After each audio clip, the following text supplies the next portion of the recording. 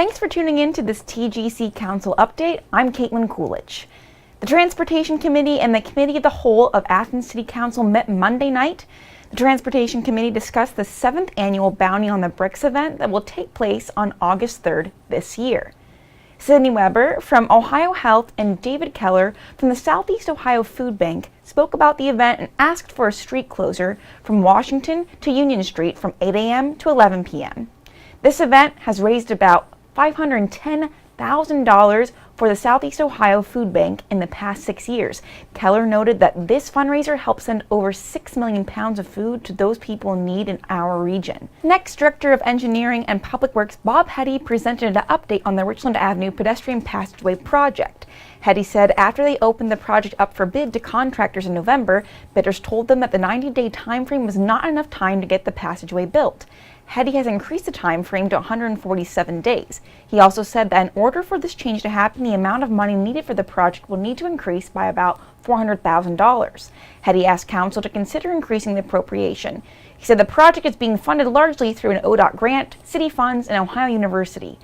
Hetty said the new bid will open February 21st and will close March 4th. Construction will start May 6th and end September 30th, according to this new plan. The Transportation Committee then discussed towing and storage fees. Chairman Peter Costas said that an owner of a local towing company reached out to him saying that he was being sued for charging more than what is allowed according to the Athens City Code to tow away vehicles. Costas noted that the City Code's current fee was established in 2002 and states that the charge shall not exceed $50 to tow a car.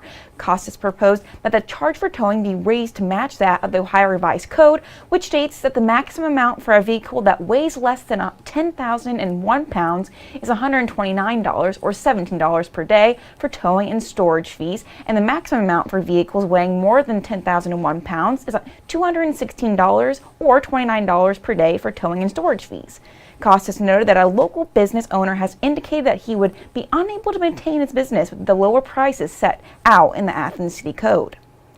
A citizen, Zach Rices, came to the podium to speak on behalf of his friend who received a towing fee that caused him some considerable financial burden. Rices said that parking in Athens is not easy, and increasing the fee by roughly $60 would have a big impact on low-income residents. Rices said he hopes Council will consider keeping the towing charges reasonable. Councilman Reisner then came to the podium and asked the Transportation Committee to consider repealing the Athens City Code towing fees if they are not enforceable. The meeting then went to Committee of the Whole. First on this agenda was the Residential Curbside Compost Program pilot extension. Mayor Patterson said that since the pilot program started in July, 22.9 tons of compostable waste has been diverted from the landfill. At the end of the pilot program in June, the mayor suggested residential curbside composting become an opt-in program for the city with an associated fee.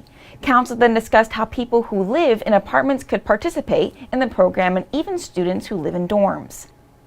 Beth Clodfelter, a participant of the program and a member of the Athens Hocking Recycling Center board, spoke about how she has enjoyed the program, hopes it continues, and that she appreciates that the pilot was free. She also talked to other participants who have said they would be willing to pay a fee. Next, the meeting moved on to discuss renewal of the municipal refuse and recycling contract that ends June 30th. Lastly, Council reviewed the collection and cost data of the Big Belly solar recycling and waste bins. There has been 44,286 gallons of recycling collected from these bins in 2017 and 77,600 gallons of refuse. 33.6% was diverted from the landfill that year. In 2018, 39% was diverted from landfills, up to 2% from 2017. Member Riggi then asked the Council to consider other, less costly bins to use on Court Street once the contract with Big Belly ends. Members Fall and Crow requested that the metrics be changed from gallons to pounds. If you want to watch the full City Council meeting, head on over to our YouTube page. And thanks for watching this TGC Council update. Take care.